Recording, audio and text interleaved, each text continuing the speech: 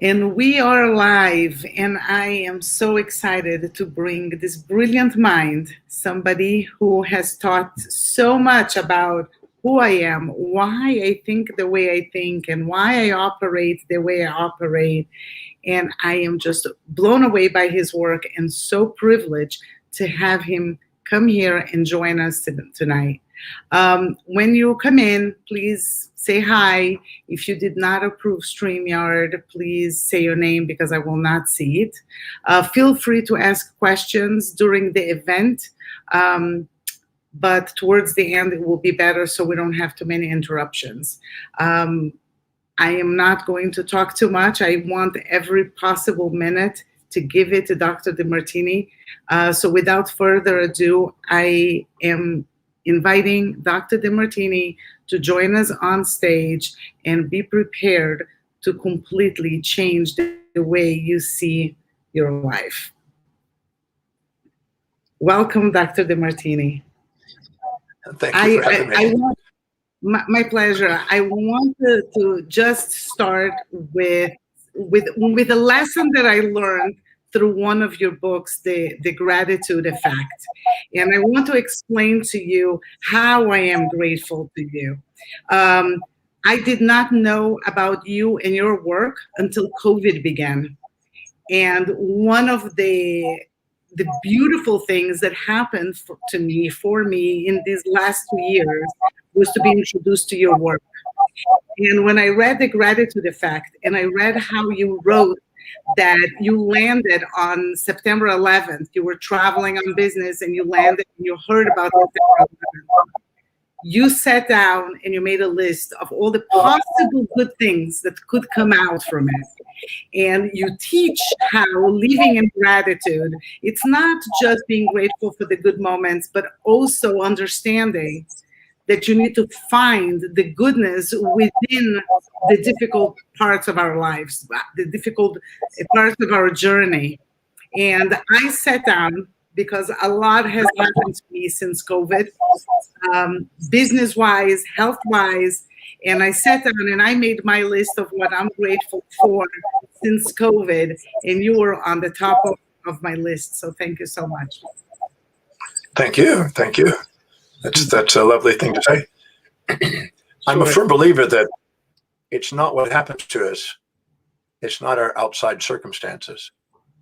It's how we perceive what we decide to do and what we act upon. Because we have control over our perceptions, decisions, and actions. And if we change our perceptions, we change our life. So I'm a firm believer in documenting and find the upsides to what you think is downsides and level the playing field so you're liberated from the emotional distraught that you created for yourself because you've been unconscious of the upsides that are always there. And that is what I learned from you. And I try to tell that and explain that, but nobody better than you. You are so eloquent. You explain, you're not just eloquent, you are such an amazing storyteller. I want people to understand that listening to you is traveling to the very moment of the stories that you share. I have cried with you. I have laughed with you. I felt that I was there when you describe your dreams, what you visualized for yourself, your whole journey in Hawaii. All of that, I feel that almost as I lived it with you. So I feel that when you teach, you bring it to life, very complicated concepts in a way that we can understand and start applying. So it's really an honor to have you here. Well, thank you for having me. I'm the one that's blessed right now because I get to reach people that I don't normally get to reach. So whoever's out there, thank you for tuning in. And thank you, Miriam, for making it possible for me to reach some people that I have not been able to meet. Sure. So let's talk about, we'll start with values, the importance of values and the importance of understanding how we innately live by our values. Well, every human being has a set of priorities, a set of values, things that are most least important in their life that's unique to them, like a fingerprint. And there are some things that are high in the values that they are spontaneously inspired from within to fulfill, and things lower on their values where they require outside motivation, extrinsic motivation to get them to do. Just like a young boy who loves video games, you don't need to motivate him to do his video games, but you may have to motivate him to do his clean up his room or do his homework. So anything that's really, really, really important to somebody, they spontaneously do. And whenever you're doing something that's really high on your values, you excel. And whenever you're doing something that you feel is a duty that you have to do, got to do, must do, that's not inspiring to you intrinsically, you tend to put a brake on, and you tend to say, I want to do it, but, and you get these hesitations. So we procrastinate, hesitate, and frustrate in things that are low in our values, and we're disciplined, reliable, and focused on things that are high in our values. So finding out what those values are is really critical to finding out where you're going to excel in life. And many people are living by duty, subordinating to the world on the outside instead of going intrinsically and looking at what they really, really, really want to do. And I've seen this over and over again, and people not living by design, they're living by duty. And I'm not saying that's bad. It's not a moral issue. It's just it's not going to have the most engagement and fulfillment in your life unless you really find out what you love doing and either go and do what you love through delegating or love what you do through linking how this action is going to help you fulfill what's important. So you can take any job. I've been blessed to go into companies all over the world and help people that are in a job that they're uninspired by and find out and ask questions. How specifically is this activity in your job helping you fulfill what's most meaningful to you? At first they say it's not. And then they're going to have to be pushed and micromanaged and motivated, and then they're not efficient. They're not creative. They're not feeling that this job is their life. But if I ask them, how is it? And I show them how it is, and I make them answer that. And they go through it and they go, whoa, I never saw that connection. I never saw it as helping with my family. I never saw how it was helping me there. And then it becomes an intrinsic drive. And then all of a sudden their productivity goes up. Their inspiration goes up. Their health issues go down. Their willingness to be productive and innovative and creative goes up. And it's amazing what happens. So I'm a firm believer in identifying what your values are and then starting to structure your life by those values, or at least link temporarily those job responsibilities or accountabilities you have to what you value most. So you're engaged in life and appreciate life, because you'll have way more gratitude in life. And gratitude is the key that opens up the gateway of the heart. And inside the heart, love.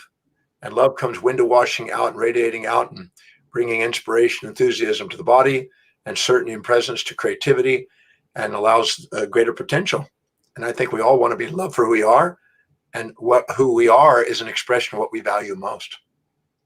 Very fascinating, because you said something here that I want to clarify. The linking part that you said. Does that mean that if somebody's doing a job or if they have a function at home that they absolutely dislike, so they are procrastinating always and it takes away their energy, you find a way to link to something else that brings them pleasure in order for them to accept that behavior, that job, that duty, so that they can do it with more joy. So at the end of the day, they're still doing what they don't like. They're just changing their attitude. Is that correct? Well, they no longer dislike it. That's what's amazing. Can I share a story, if it's okay to share a story? Every story that you want to share. I had a lovely lady named Marilyn Hermans who owned a company which was a plumbing, high-end gold fixture plumbing type of industry for wealthy people. And she ended up with a client that asked her if there was a job opportunity for his son. Now, she didn't really want to have that guy working there because he was not really engaged and it wasn't the most professional person to be in that job, but she didn't want to undermine the relationship with this gentleman. So she took on this young man, and he was, a teenager, I think of just 19 or 20 or something. And when he came to work, he had headsets on. He was listening to music, rock and roll music, and he wants to be a guitarist and a musician. That's his real dream. But he's going to get this job because his father told him he has to go to get this job. So he's going to work because he has to, not because he loved to. And now she's going, oh, oh, darn it, I'm now trapped in this situation. I've got this guy that's uninspired, and I don't want to fire him because then that's not going to do well with the client, and that's a high-end client, that kind of stuff. And so she called me and she says, John, can you do your magic? Can you get this kid somehow engaged at work? And I said, I can. So I meet with him. He comes literally to my office. And I said, so Marilyn said that a little bit about you and everything else. And he said, yeah. I said, what do you love doing? What is your dream in life? He says, I want to be a rock star, man. And I said, fantastic. And what, you sing a vocalist? Are you a guitar and vocalist? What do you do? He says, I'm vocalist and guitar. And I said, great. And then I started to say, okay, how does that relate to the job? See, he couldn't see any relationship between playing guitar and working with unloading trucks and putting things away in a storehouse and occasionally bringing them out onto the showroom. That was his basic job, his minimal kind of activity, nothing intellectually higher. So I said, do you know Marilyn? And she said, yeah. Do you know that she deals with business with some of the most wealthy people? And do you know that ZZ Top is one of her clients? He goes, you're kidding. I said, ZZ Top is one of the clients. Now, ZZ Top, one of them passed away recently. And I know his former girlfriend. So I know them from Houston because that's where I was. But, and he goes, she knows ZZ Top. I said, he's one of their clients, one of her clients. Whoa. I said, if you do a really great job with her, I'll bet you she'll introduce him when he comes in next time, or maybe even makes a connection somehow between. He goes, whoa. Now I've got his attention. And I said, when you're doing guitar, you're having to stand there for quite a few hours, and that's in a strap around your thing, and you got to stand there and do a performance. You got to be fit, and you probably want your abs looking good and your body looking good when you're doing your performance for the chicks, And he goes, yeah, that's right. And I said, when you're unloading the trucks, are you realizing you're getting paid to work out? He goes, never thought about that. And to help you be more attractive in front of the chicks and make you look cool? Never thought about that. I said, this job is actually helping you, really look fit. If you go and really focus on it and do the lifting and everything else, you could actually probably practice using all different kind of muscles and make yourself really look good. He goes, yeah, I never thought about that.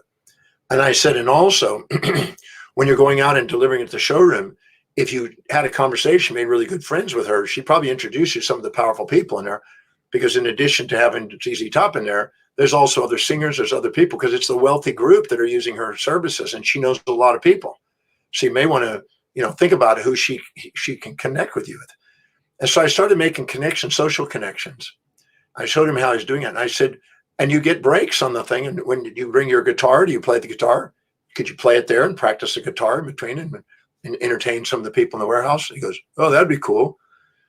And I said, and you might actually get new clients and new things. And who knows, if they get to know you and become friends with you, if you ever want to go really big, you might have some connections that's met there. So I started making social connections. I started making physical fitness connections. I started making connections on thing because I knew that she had some, there's some people from Houston at one time that she had as clients. And the more I made linking, the more he was engaged, and the more he wanted to work, and the more he wanted to be there, and the more he wanted to participate, and the more he wanted to make sure he was lifting things and strengthening his body, and the more he was envisioning himself up on stage with his shirt off, and I just pictured this thing from a job that you got to do to a job that's giving you what you want. See, nobody goes to work for the sake of a company. They go to work to fulfill what they value most. And if they feel that their values are being met by the job description that they're doing, they're fully engaged. And when they're fully engaged, they go to work because they love to. And when you can't wait to go to work and do something you love to do, people can't wait to get the service. That's what gives the competitive advantage, as Ricardo describes in economics. So what I did is I just kept making links. And the more links I made, and I spent about an hour and a half with him, almost 2 hours with him, making links, where he was now on fire to want to go to work there. And he was looking forward to it. And he made friends with her, and he was engaged, which now made it where she was helping him and going out of her way to help him. And now the man who was, buying business was appreciating her for helping her son. And she noticed a difference, and he noticed a difference in her son he's now more engaged and realizing his job's kind of cool. And when you feel productive and you're doing something that's meaningful, you have less amygdala responses and less, uh, depressions and things. You're more likely to be objective and more likely to feel like you're doing a difference. So this went on now for about 4 weeks. He didn't get to meet anybody. 4 weeks later, he got to meet one of his idols. Wow. And Marilyn contacted me and said, John, you should have seen him in front of one of his heroes. And the guy just took him in and said, yeah, man. And they went off and they started talking for like 15, 20 minutes. And he got encouraged. And the young man said to me, next time I saw the young man, he said, this has been the most amazing job opportunity I've ever had in my life. Wow. I'm so grateful I have this opportunity to be, who would I ever imagined to be able to unloading trucks and putting in warehouse. I was to meet one of my idols and get encouraged by him to go and fulfill my dream. I've been on fire and I've been working harder than I've ever worked in my guitar. And wow. So this is what's happened. It's not what happens to you. It's how you perceive what happens to you. And if you can ask the questions, how are these actions that I feel like I'm forced to do? How is it on the way, not in the way? How does it help me fulfill what's most deeply meaningful to me, what's most inspiring to me? And if I can make those links, and see, most people go, well, I don't know what those links are. Find them. Because the more you make those links, you're neuroplastically remodel the brain and literally make your brain see that pathway. It's called a Hebbian rule, and allows you to recondition the perceptions you have of things on the outside and turn it into something that's amazing on the inside. And now you can excel. And that's the difference between a kind of a person who's a victim of history or a master of destiny, is that they can take whatever's happened in life and turn it into an opportunity. I really believe there's nothing a mortal body can experience that the immortal soul can't love and appreciate. And anything we can appreciate is not baggage, it's fuel. Anything we can't appreciate becomes baggage. I'm blown away. I'm blown away because I've done things like that of trying to change my perspective. But I also think that positivity it attracts good things to you. The fact that he was able to meet and the person actually liked him. I mean, his whole aura was one of positivity, and that brings more positivity to the person. Well, he was introverted and tuning people out when he first started, which was not really, people didn't want to work with him because he was just in the music. But now he was engaged in people, and I told him, I said, look, it's never what happens to you on the outside. It's what you decide to do with it. And a master takes whatever is going on around them and uses it advantage. A lot of people with COVID, which I call sync COVID, they've had an event and they were sitting there looking at their life and they're going, oh, it's not the way it used to be. And they're upset, depressed. And it's not the way they fantasize and they're depressed. But that's not how to run your life. The way to do it is to ask, what's the fact right here and sitting in front of me objectively?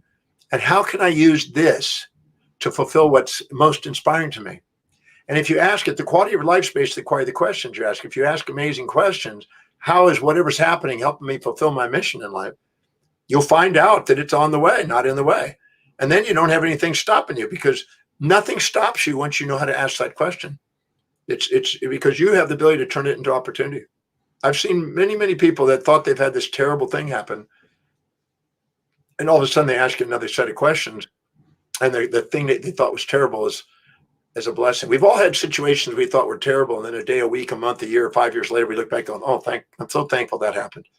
Why have the wisdom of the ages with the aging process when you can have the wisdom of the ages without it? By asking quality questions and finding out how it's serving you and serving other people and fulfilling your mission, whatever you think is important in your life, whatever your life demonstrates is really meaningful to you. How's it helping there? And don't say, I don't know, because you won't look.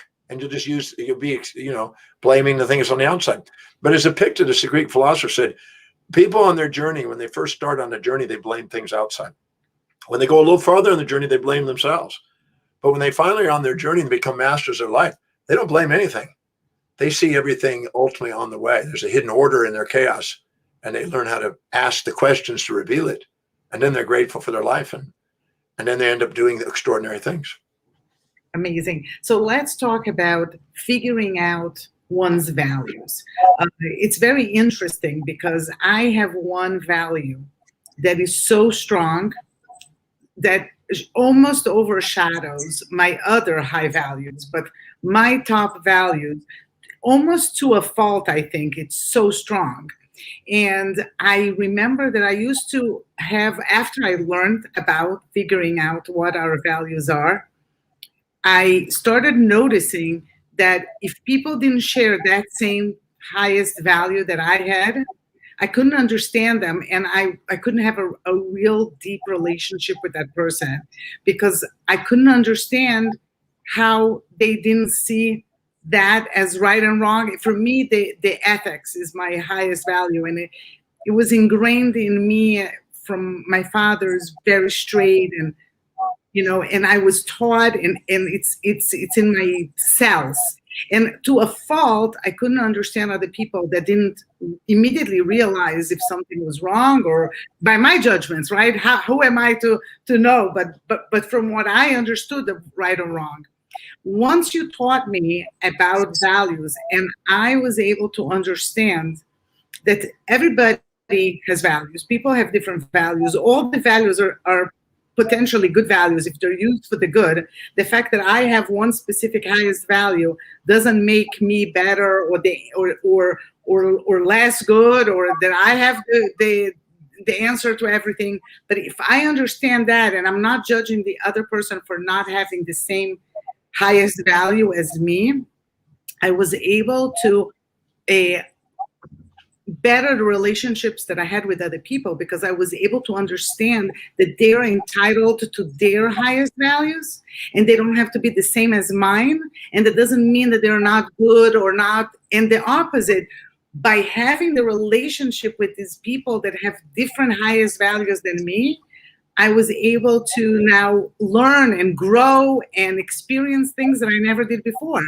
But it was very interesting because when I was learning about values, I wanted very much to learn from also a business perspective, because I wanted to ensure that my mission, my purpose in this world, that I was fulfilling, that I was doing what I felt that I was here to. But then it completely changed my interpersonal relationships. So I think that understanding values is a gift that helps you in every aspect of your life. You just need to really look and assess and stop and introspect and be okay with having some things that are unexpected.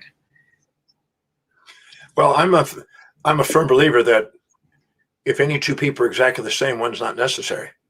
So there's no two people with the same set of values, and whatever they're dedicated to. See, our ontological identity revolves around what we value most. My highest value is teaching.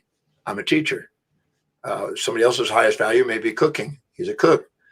Whatever, maybe it's raising beautiful children and you're a mother, or maybe it's being a business entrepreneur, or maybe a social political leader, or a sports figure. Whatever's highest on your value is where you're going to excel.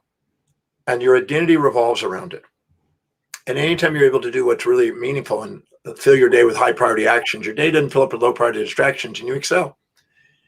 And no two people have the same set of values. It's impossible to have the same exact set of values. So when you're going through life, the world out there is a whole spectrum of values, and everybody's needed.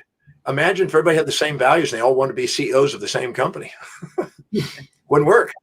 You got to have somebody that works in different departments, and you need different values for different layers of expertise. And so the world has a plethora of value systems. Now the question is, if you, and most people who haven't learned about values think their values are right, and they don't know that their values are just different and unique, and they deserve to be fulfilled and they deserve to be lived. And so the question is asking, one of the greatest questions in life is, how is it that this person, this individual that I'm about to have a relationship with, whether it be a child, a spouse, somebody at work, social settings, how specifically is what their highest values are, what they're dedicated to, what they're committed to, helping me fulfill mine? Ooh. And if I answer that question 20, 30, 40 times, I'll have tears of gratitude to be able to be in their presence and have respect in my communication. If I then turn around, how is my highest values, what I'm dedicated to, what my life revolves around, how's it helping fulfill theirs? The more I answer those two questions, the more dialogue I have, and the less alternating monologue where you're speaking, they're not listening, they're speaking, you're not listening. And you end up having a rapport and a communication that's respectful and loving. I did a study in Japan. I was there doing presentation there on value applications. And I was doing it for corporations and leaders and things. And we took 33 pairs, 66 people, through an exercise where they spent 2 hours identifying first their values, during time this person's values, and then they made links. And they worked together on the links. Out of the 33 couples, 27 of them started doing business together. They had never met each other before that. 27 of the couples, okay? 54 out of 66 people were doing business with each other from that point on.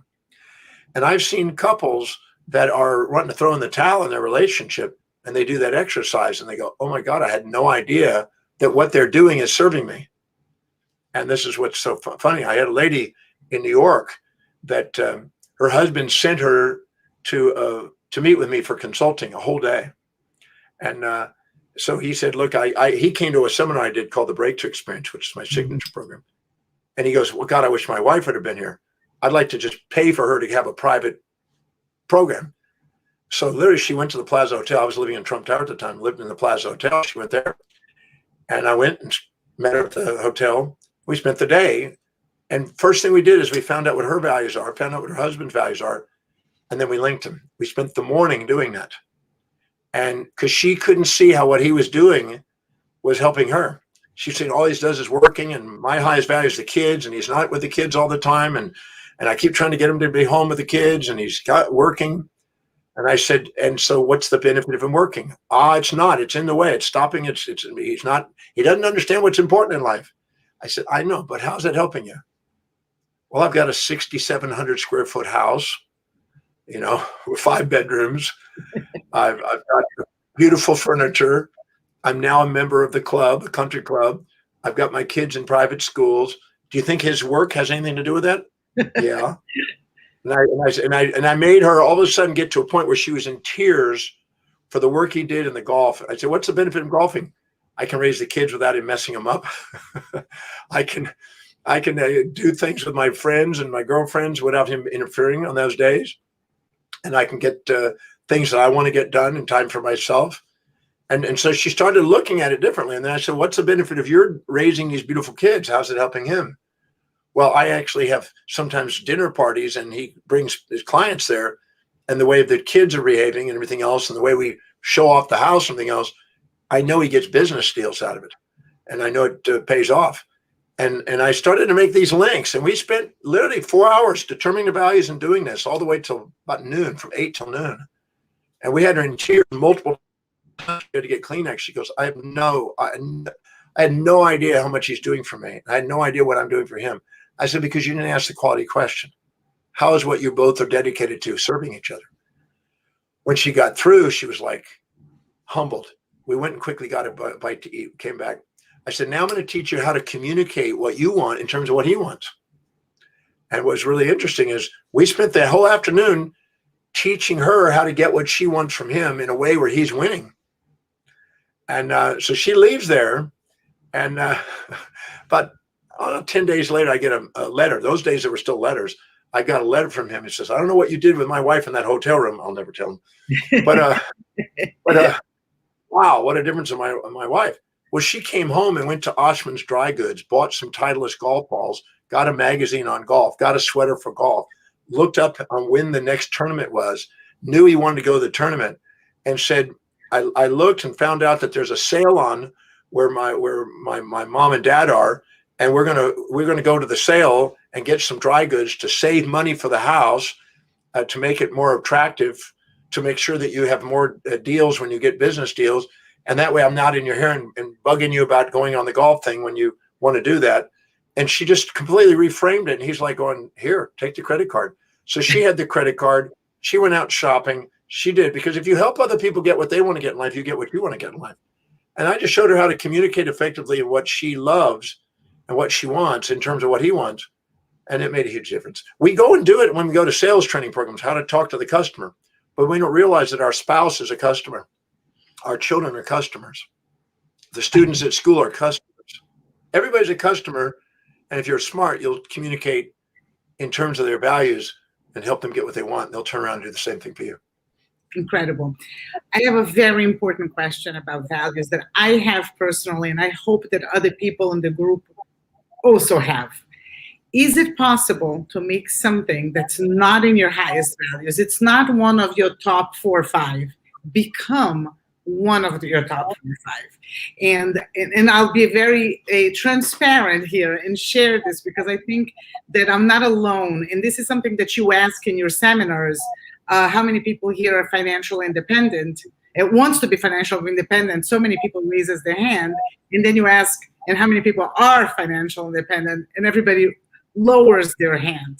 And I've been doing a tremendous amount of thinking on this subject, because I have taken your questionnaire, which, by the way, is on Dr. Demartini's website. You have a questionnaire that you can figure out what are your highest values. And I've done it in the last 2 years, 3 times. And it's very much similar. All of the times it was the same. And something that is not nearly where I would like it to be is money. And I started thinking a lot about my relationship with money and how I view money. Why is it that money is so far away from being in a good spot with my highest values? It is so low. And I started realizing that I have a lot of blocks with money, thoughts of the work that I want to do, I considered holy work. If I charge for it, then it's less holy. Or money can corrupt. How do I know that I'm strong enough to have a lot of money and not corrupt my personality and still be kind and a humble person? I named my company Who is Like God. It's an acronym from Hebrew, the letters, because I'm in the creative field. And I think that creative people can sometimes think that they're the ones who are creating, when in essence, we are vessels and we are messengers, right? There is whoever believes in God. If you don't believe in God, the universe, whatever it is that you believe, but you receive it, and then you make something new, and then you get it out of yourself, but you're just a messenger. And I never wanted to lose that humbleness. So then when I was analyzing what's going on, why money is so low, I want to succeed. I want to have money. I know that if I have money, I'm going to do a lot of good with it. I'll be able to give money for the charities that I'm connected to. I started a nonprofit. Why is it that I see money in such a negative way? Is there a way for me to bring financial independence and having money higher up in my values? Can we manipulate our value system? Absolutely. I get paid to do that regularly by people. Let me just elaborate on something. I wrote a book called How to Make One Hell of a Profit and Took It to Heaven many years ago. Mm-hmm. And it's a cute little book because of the same issue, because a lot of people were trapped in this conflict inside. But let me see if I can elaborate on it. Each individual, if you look up to somebody and put them on a pedestal, you can minimize yourself comparing them. And if you look down and put them in the pit, you can exaggerate yourself comparing them. And if you've been really infatuated with somebody, we'll tend to sacrifice what's important to us to do something for them altruistically. And if we're really resentful to somebody, we'll tend to sacrifice them for us to get what we want. So anytime we exaggerate ourselves or minimize ourselves, we're not being ourselves. And we're only ourselves when we're actually having reflective awareness, where the seer, the seeing, and the seen are the same. We don't put them on pedestals. We don't put them in pits. We put them in our heart. So to love is to have fair exchange. If you look down on them, you're going to tend to think, well, they owe you something. You'll be narcissistic. If you look at them, you'll think you owe them something. You'll be altruistic. But if you even it, you'll create sustainable, equitable, fair exchange. Now, if you try to look down on somebody and try to get something for nothing, they're not going to want to do business with you. And if you're trying to sacrifice and don't get a profit and they get everything and you don't get anything, you're not going to want to do business with them in the future too. But if you have fair exchange, you both win. It's a non-zero sum game instead of a zero sum game with these two. So instead of being careless, looking down, or careful, walking on eggshells, caring. That's what keeps the rings on the finger, caring. So when you do, you master yourself by being authentic and appreciating what they really value and finding out what their real values are, their dominant buying motive, and making sure that you produce a product, service, or idea that really, truly meets a demand, a need. It means you care about people. And the more people you care about, the more wealthy your potential is.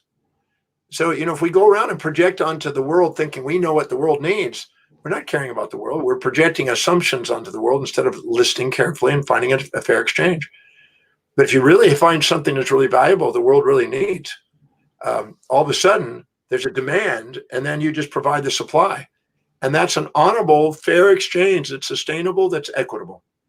So wealth building is not opposite of spirituality. True wealth building is equanimity within yourself and equity between yourself and others, as equity theory shows. So authenticity is what brings prosperity. But if we sit there and sacrifice for others or get angry, because we've all sacrificed, I'm sure everybody's had a moment where they sacrificed and eventually got upset and go, well, I'm not doing that again. And the other bit on the other side, where you talk down and think we're not meeting needs, and it humbles you, pride before the fall. But all of the events that go on in life are trying to get you into equilibrium to where you have fair exchange. And that's what's sustainable. And that produces an income. It also produces a feeling of self-worth, which then allows you to say, you know what? Me investing in myself and investing in buying assets means I value money. Money circulates through the economy from those who value it least to those who value it most. And if you have a devaluation of money in your mind, you're going to buy things that go down in value. And if you have a real value on wealth, you're going to buy things that go up in value. So if you're not buying assets and you're buying immediate gratifying consumables and liabilities and rescuing people, then you're not going to end up being financially wealthy. You're not going to have philanthropy. You're going to end up always being dependent, and you're going to have money work. You're going to have to work your life for money instead of having money work for you. So it's sustainable, fair exchange that the rule of money really is about, which means you have to be authentic. I really believe that money is forcing you to be your real, true, authentic, inspired self. It's guiding you to that. Now, how do you raise money on the values? You write down the benefits to the customers of you making a profit and them getting a quality service. Because if you make a profit, you're more likely to want to keep refining the service and make it even greater and get more efficient with it, because you're winning too, and you're wanting to go to work and you're more inspired to give service. So write down the benefits to the customers of what you're doing and listen to the customers of what they need. And the more effective you feel their needs and the more effective you are delivering that service and how it benefits them and can articulate the benefit, the more they'll pay. And the more they're going to want your service and the more they're going to refer. And then take a portion of it, make a commitment, a portion of whatever. It doesn't matter how much you save and invest. It's the habit of doing it. So I started out in 1982. I was 27 years old. I'm 67 now. 27 years old, 40 years ago. I was, it was 39 years ago. I decided I was going to save $1 an hour, $10 a day, $50 a week, $200 a month. And that's as much as I thought I was able to do. That was like stretching, because I had all these bills and everything else. And I just made it automated. I automated it. I had an automatic electronic transfer from my bank account over to this investment account at Schwab, a discount broker. And then I noticed that I didn't miss it. I noticed that once I did that, an extra patient came in. So I made it 300. I upped it. And then I noticed that somebody took me to lunch, another person took me to lunch, and a new patient came in. And then I made it 500. Every 3 months, I kept increasing it. Once I got in the habit of it, I just increased it. And all of a sudden, I'm doing $500 a month. And I got more patients, more opportunities. And I started to write a book and publish a book all of a sudden with a little bit of royalty. And it was basically, once I was committed to doing something and saying, hey, I'm worth something, because once you value, the world begins to. I made it 750. Then I made it 1,000. And then I decided that I'm not going to wait to see if I can do it. I'm going to electronically increase my savings and into investments by 10% every quarter. So I made it $1,100, $1,210, $1,344, 1,005, whatever. And I just kept raising it by a Pascal triangle. And 2 years later, I was now saving more than what 3,000 now. Then I made it, it went up to doubled again and doubled again. Every 2 years it doubled until it was $250,000 a month. I didn't stop till it was $250,000 a month savings. And it was like my business went global, because until you value you, the world doesn't value you. If we wait for the world to value us, it won't happen.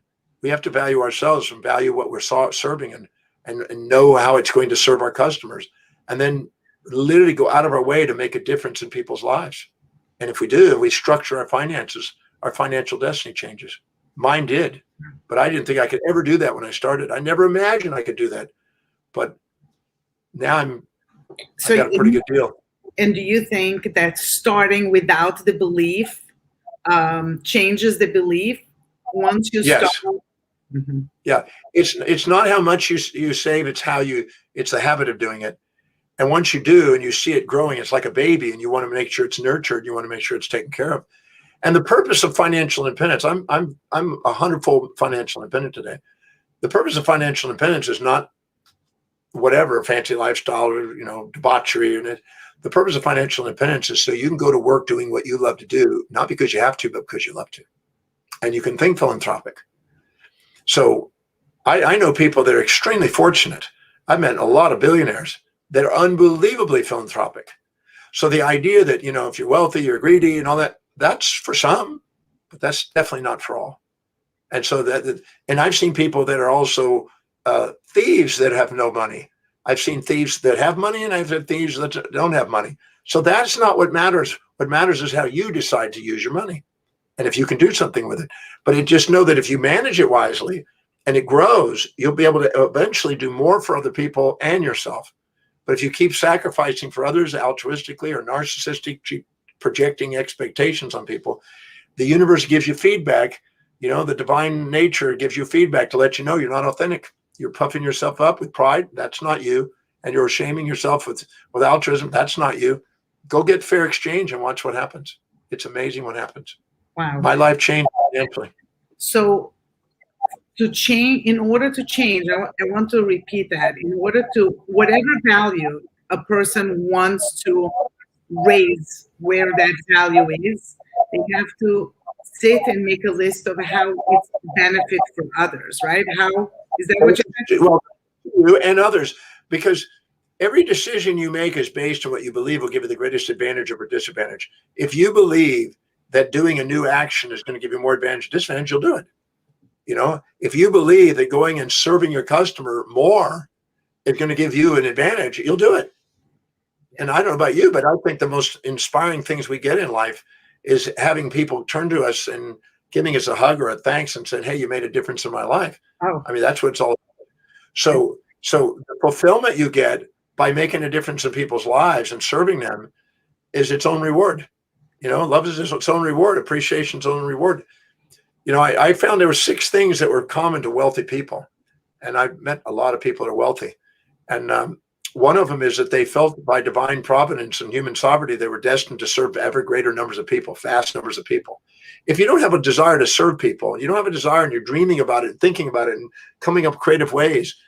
Thomas Edison, who had 1,000 inventions, was constantly thinking, what does the world need and how do I invent it? There's a gentleman on the ship that I live on that has 4,070 patents. Most creative mind I've ever met. He's far beyond Thomas Edison. He's the most creative patent producing individual on the planet. And he's made billions serving billions of people. And that's because he cares about humanity. If you really care about humanity, you're going to find out what is the biggest need and what is it I could contribute to solving. And you're not focusing on yourself. You're focusing on how you can solve that need.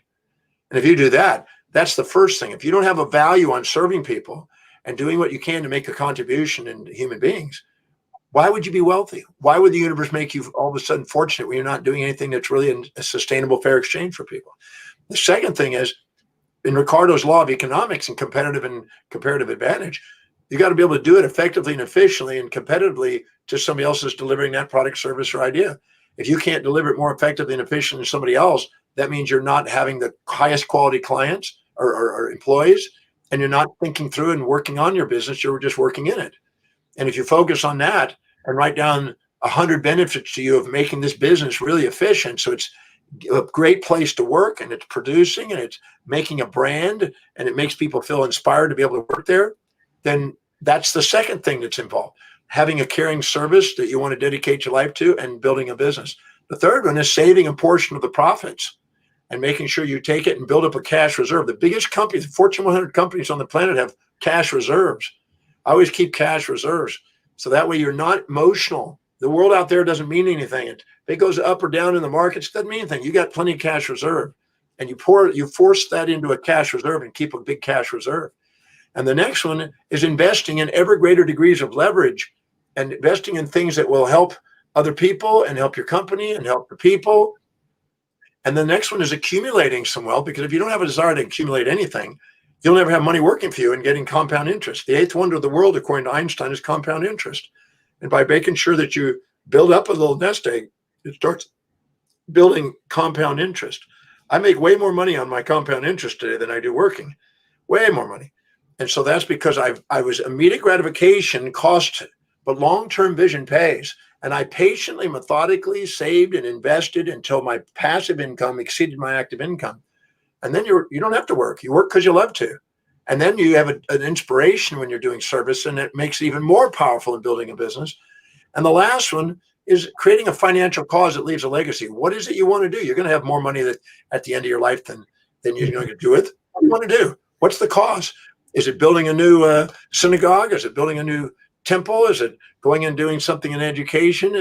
And you're deciding, because otherwise you'll give it to the government and it'll go into social things, which is fine, but it may not be what inspires you and what you believe in. So you have the freedom to now direct the philanthropy, the love of mankind, into a direction that serves. And all I know is that those 6 steps, building a business that serves ever greater numbers of people, managing the business effectively and efficiently to maximize some profits, making sure you save an ever progressive portion of the profits, investing in ever greater degrees of leverage, accumulating a fortune, and creating a financial cause that leaves a legacy. You put those 6 steps in there. That's what I found in all the billionaires and all the centimillionaires that I've interacted with or consulted with. And they have it. And I find most of them are not debaucherous and greedy. I don't find them that at all. I find them very, very dedicated. I have a friend here that lives where I'm here, and he's right now doing 500 million kids with illiteracy. He's building schools for illiteracy around the world in places, Indonesia, Nicaragua, you name it. And he's doing an amazing job. That's because he's built a business, served ever greater numbers of people. He managed it effectively. He built up a cushion. He invested it. He accumulated it. And now he's able to do and direct it to make a difference in places that no one else would get. So wealth is a beautiful thing. Wealth means well-being, and it comes from the root wheel, which means health. Health and wealth are exactly the same roots. And people live longer with financial, prosperity. They live longer lives. You go to a very low socioeconomic area, you'll see people living 48 to 62 years in townships. And then you go to a higher area, they'll live 85 to 90 years old, some of them, or longer. So there's a definite correlation. So anytime we can exemplify that for other people, we're giving permission for them to do the same type of service and live that way too. I'm so inspired. I mean, I'm going to sit down and start making this list so I can start understanding. And I think that this idea of saving automatically, I think that's something that we need to teach the children too. I mean, This is something that if it starts from very early, I mean, it can change the next generation's lives. I started 39 years ago with a savings. It's now quite nice. And all I can say is that it gave me the opportunity to serve people globally. I've gotten to speak in 155 countries. I reached billions of people. And I know that if I had not saved and started a savings program, that would not have happened. People think, well, when I get wealthy, then I'll do things. No. When you manage your money wisely, you get more money to manage. Don't wait till you get ahead. Because there's a law called entropy. And entropy is a tendency to go from order to disorder and break down. And you'll have unexpected bills if you don't have savings. So if you don't fill your day with high priority actions, it's going to fill up with low priority distractions. If you don't go after and fill your day with challenges that you want to tackle, like serving people, your day is going to fill up with challenges you don't want. And the same thing with money. If you don't put it away into assets, it's going to be consumed by depreciables and consumables that go down in value. And it's a very simple principle. You have to take command of that and not wait for it to happen on the outside, because it won't happen out there. It's going to happen when you made a decision. I'm taking a portion and live within my means. Almost all the great philosophers, and Socrates and Plato and Aristotle, all the guys that had an influence on religion and philosophy, they've all knew to live within your means, and to live moderately and be, frugal in that respect. And then what happens is then your life gets to crescendo as you get older instead of decrescendo. Because most people that live in immediate gratification and go by and live through other people's brands instead of building their own brand, they end up having a decrescendo when they get older. They have to downsize, where if you invest, you get to upsize and you get to exemplify and do something with your philanthropic work. And it's fulfilling. Very. I want to talk about something that you teach, and I find it so fascinating. And in my own coaching, I was able to mention that to some of my clients, and they saw it so clearly after this was pointed out to them. The fact that there is an equilibrium and there is a fairness in life. You talked about, I remember the story that you left home when you were 12 and you didn't have your mother, but then there were motherly figures that came into your life and took care of you.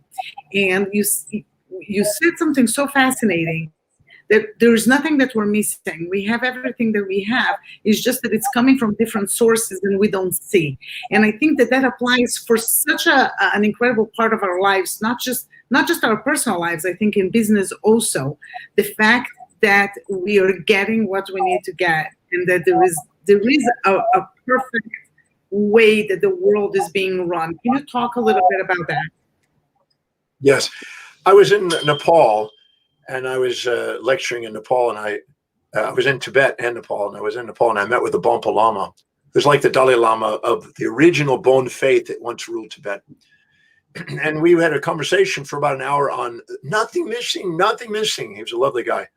And nothing missing. People think things missing, but it's just in forms they don't honor. And that's such a principle, powerful principle. I did learn it when I was on the streets, lived on the streets when I was a kid.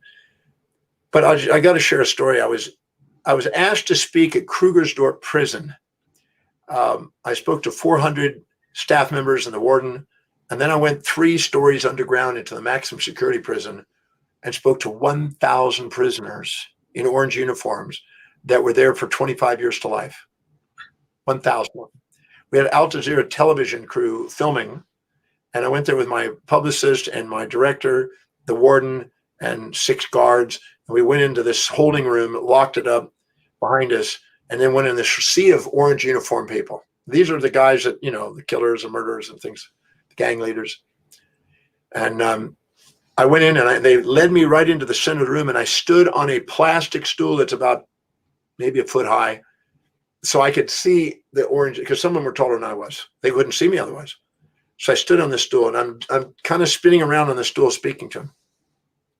And at one point, all of a sudden, this one guy who's a heckler started to give me a little bit of a challenge.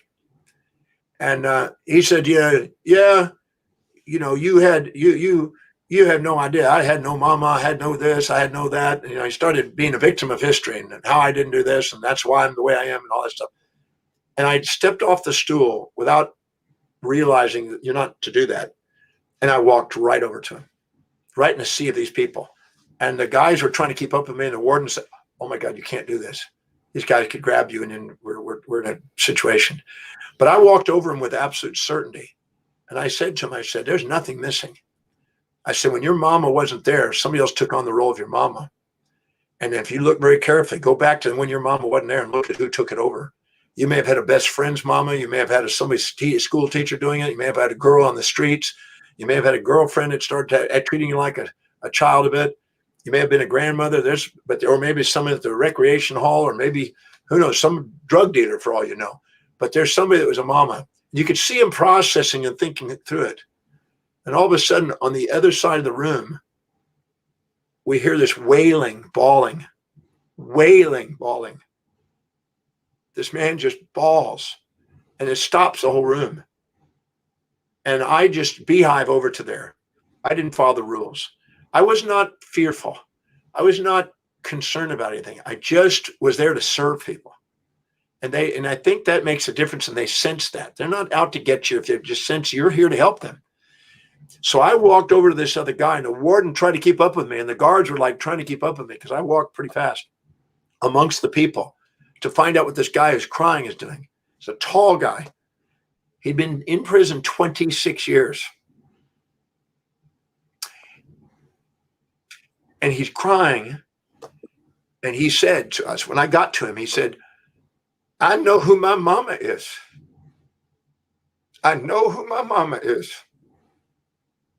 My God, my mama's been with me all this time. I never saw it. I know who my mama is.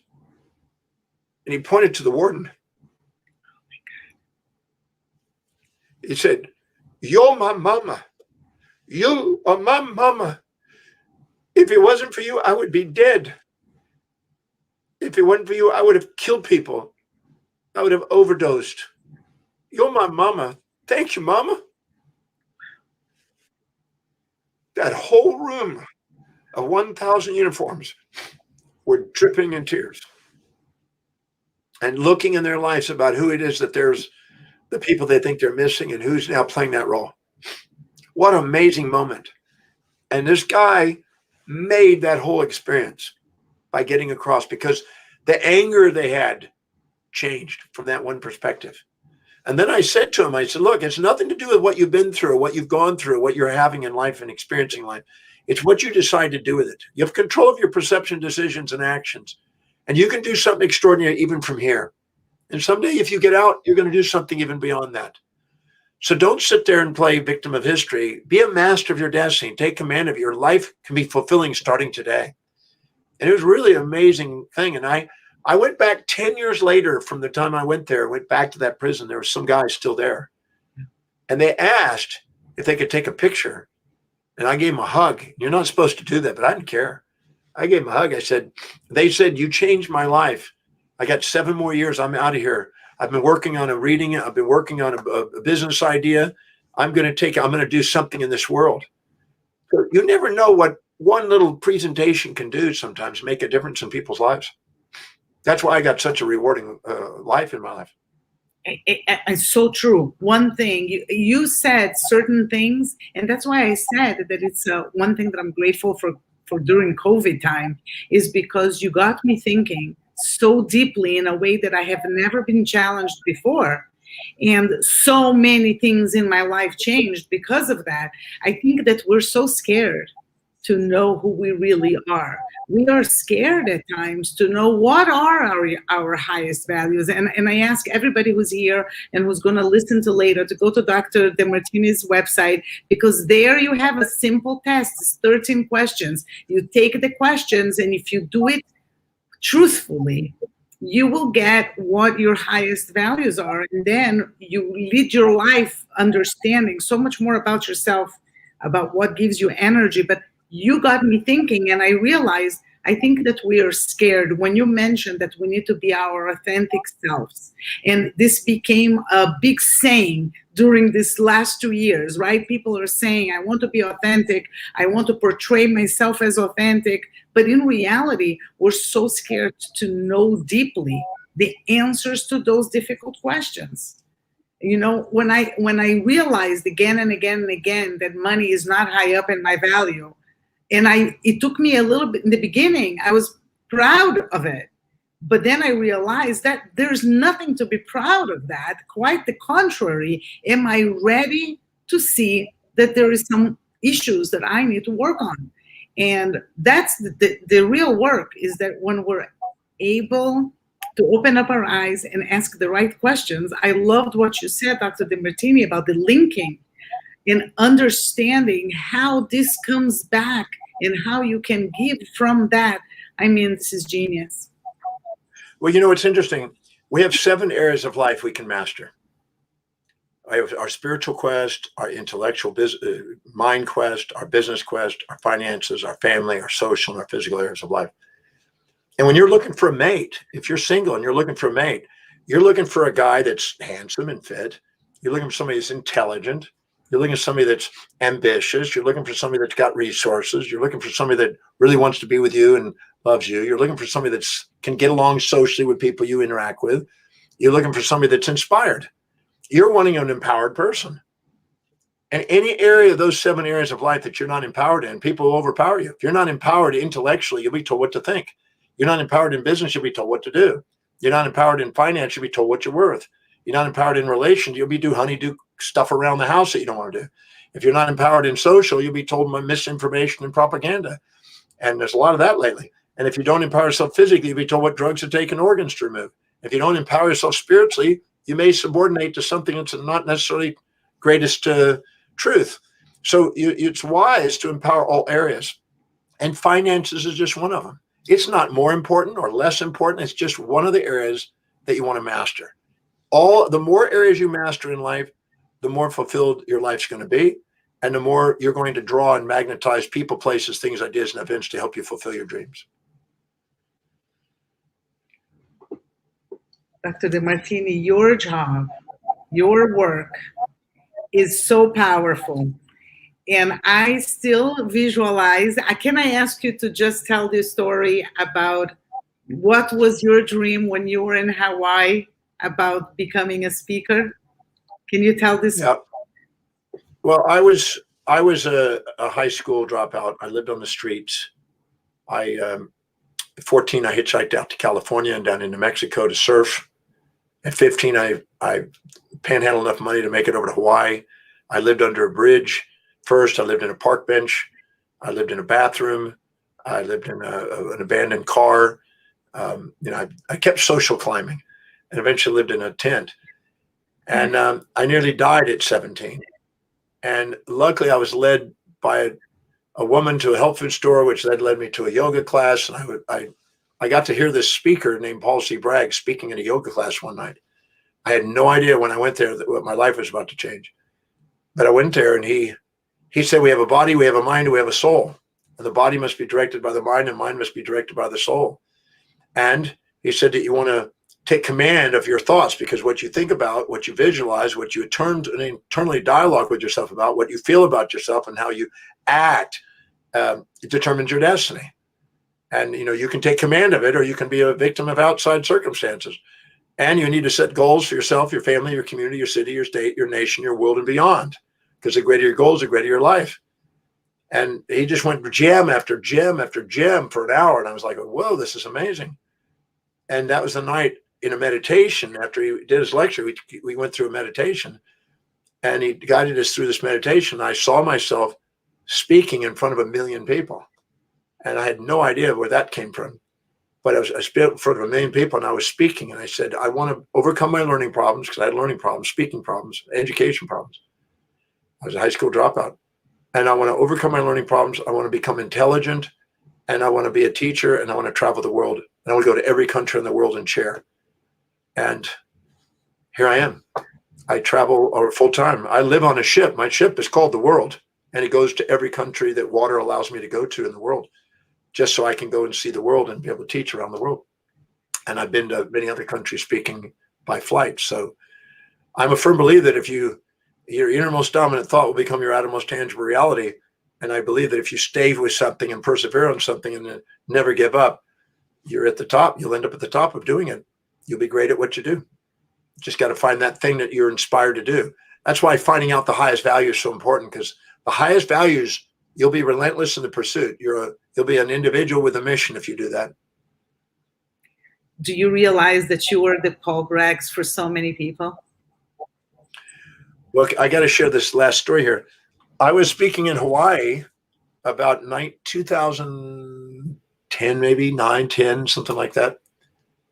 And in the back of the room I was teaching the Breakthrough Experience, which is my signature program. Taught it like 1,134 times. And in the back of the room, a little 4'7" woman came in with a hat on, in pink outfit. And she came in and walked in the back of the room, and I saw her when she came in. I thought, is that who I think? and it was Paul Bragg's daughter. And during the break, she came up the aisle. She looked up at me. She grabbed my hands and she said to me, "Wow, you remind me of my father." I gave her a hug. We just hugged. I said, "You couldn't have said a more amazing thing to me," because he inspired me. And I want to tell you something, is that you remind me of my father. I lost my father 2 years ago, and he was a teacher like you. That was his love. That was his highest value. He studied with his students. My father was a lawyer. He taught law. He was a law professor, and his students had become judges. And he had study groups in his office until the very end, where these students came in and he studied with them, just for studying, just for knowledge, just because he loved to teach and they loved to learn from him. So when I heard you the first time, that's how I felt. So yep. I love what I do. Whoever's out there listening, you want to give yourself permission to do something extraordinary with your life, because the magnificence of who you really are is far greater than any fantasies you'll impose on yourself. Go on the drdemartini.com and do the value determination process. Take a moment to do that. It's 30 minutes of your time. And do it really honestly, just like you said, Miriam. And then do it again, maybe a week later, and do it again a month later and a quarter later. And really be honest and keep records of it, because you can keep that record on it right on the thing. It's private. No one will ever see it. Doesn't cost anything. And just do it. And look at what your life demonstrates you're committed to. Not your fantasy, not what you think it should be or ought to be or supposed to be or got to be or have to be by other people's opinions. But what is it that you intrinsically are called to do?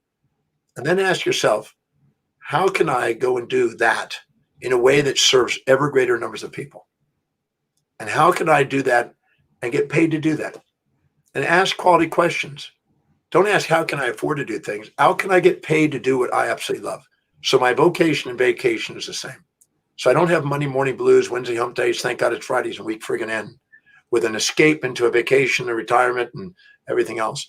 But something you love doing that you hope to do the rest of your life. Find that, and you won't ever feel like you worked a day in your life. Thank you so much. I have a lot of comments of people crying with us, thanking us, participating, and I'm sure that this is going to be very, not just inspirational, but empowering. I think that you're giving people the tools to go and make something out of themselves. Dr. Demartini, thank you so much. Thank you. Thank you for having me on your show. Thank you. Thank you, everybody, for coming. Sharing is caring. So many people don't know about Dr. Demartini's work. Please take this video and share it on your pages, and may we illuminate the lives of many more. Have a good night, everybody.